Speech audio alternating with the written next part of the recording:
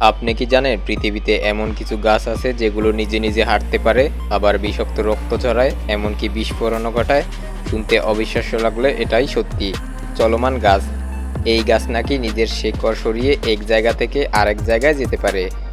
বিজ্ঞানীদের মতে এটি নতুন শিকড় গজিয়ে ধীরে ধীরে মাটির নিচ দিয়ে নড়াচড়া করে। তবে এখনও কেউ পুরোপুরি নিশ্চিত নয় এটা কিভাবে সম্ভব। বিস্ফোরক গাছ, একেই বলা হয় ডিনামাইট গাছ, কারণ এর ফল পাকা হলেই বিস্ফোরণ ঘটে।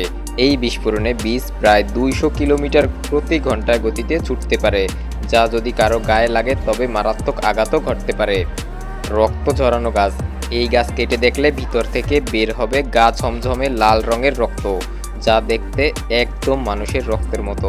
প্রাচীনকালে মানুষ ভাবতো এটি নাকি ড্রাগনের রক্ত, কিন্তু এটা আসলে এক ধরনের বিশেষ রেজিন, যা ঔষধ ও রং তৈরিতে ব্যবহৃত হয়। প্রকৃতি কত রহস্যময়, তাই না? এমন গাছ যদি আপনি সামনে দেখতে পান তাহলে কি করবেন?